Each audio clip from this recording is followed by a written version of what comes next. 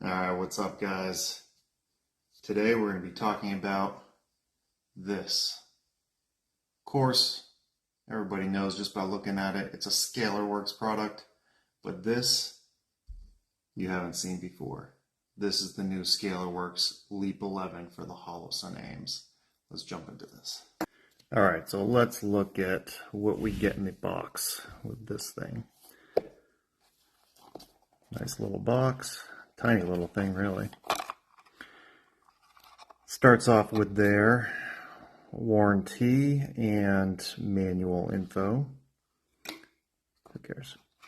This is what we want. And here is the LEAP 11. Get that in focus. There we go. Thing is beautiful. I have been waiting for this thing to come out since I heard about it. And they really didn't release a whole lot of info about it other than it was going to be for direct mount for the Holosun AEMS.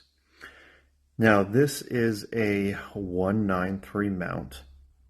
Notice it is not as tall as like their T1, T2 193 mount. The reason for that, which I did not realize at first when I ordered it, is because the 193 is the measurement from your rail, like this one, from the rail to the center of your optic window. So that is what the 193 measurement is. Now this is also a Scalarworks. This is the 157 with a AMMJ optic plate to convert the T2 footprint to the Holosun, which was really the only option before until the LEAP 11 came out. So we're going to throw this on another one of my Holosun AEMS and see how this thing looks. Oh, actually, before we do that real quick, let's see what else is in the box. Comes with the Torx bit for your screwdriver, which I've already opened.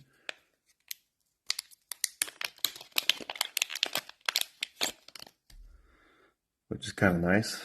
They give you that T10 Torx bit. See if I can get this thing to focus.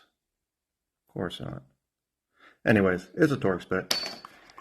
And they give you the mounting screws for it as well. There are 4 mounting screws in there. And they come pre-dipped in, I guess, be the equivalent of Loctite. Just because I trust Loctite. Not that I don't trust Scalarworks, but we're also going to be throwing some medium strength Loctite on there as well. Because I do plan on shooting this thing today after we get it mounted. But that's what you get in the box, all that, and then the mount. Now, before we throw this thing on, this mount is about the same size as their regular 157. If you take a look at it, side by side,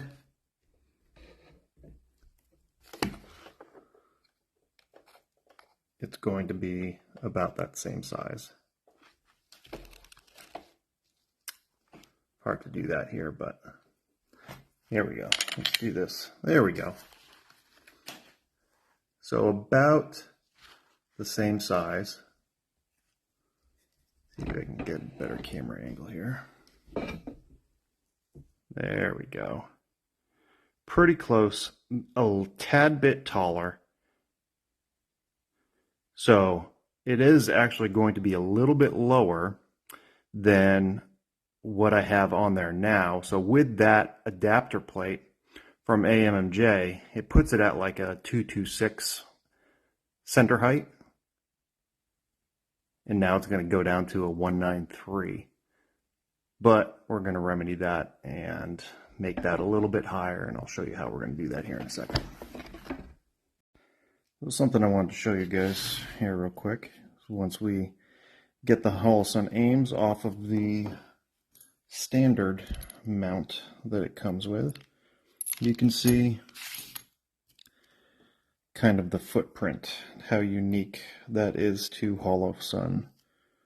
And here's the LEAP 11. So right up front, you got these two posts, kind of like a Trigicon RMR, just obviously much wider spaced out for the bigger optic. And that will slide right into those posts will go right into there, and it marries up very nicely with all the shape and edges of the optic itself. It is really nice.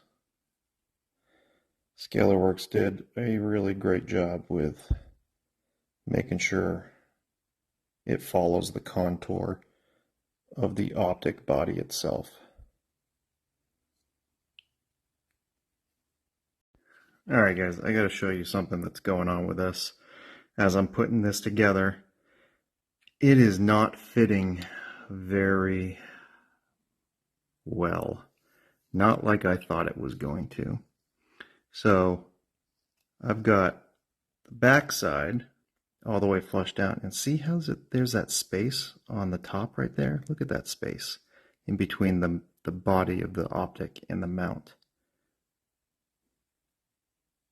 But then if I push here to get that flush, see how the back comes off? I'm exaggerating it here so you can see it, but when I push that flush, the back comes off. And the reason for that is because this ridge right here on the bottom of the optic is supposed to fit into this groove here, but this groove seems to not be deep enough to be able to get the whole optic totally flush. See, there's that space. And then if I push there, the backside comes off. That sucks. See that space? So once I push that forward, now you've got this gap in the back. But if I push the back in, now you've got that gap in the front there. Ah, gosh, that sucks. Scalarworks, you freaking disappointed me. You know, I could shave this down on the optic, but I'm not going to do that. I shouldn't have to do that. That sucks. I found this out because I was having a hard time getting the screws to sit right in there. I don't know what I'm going to do.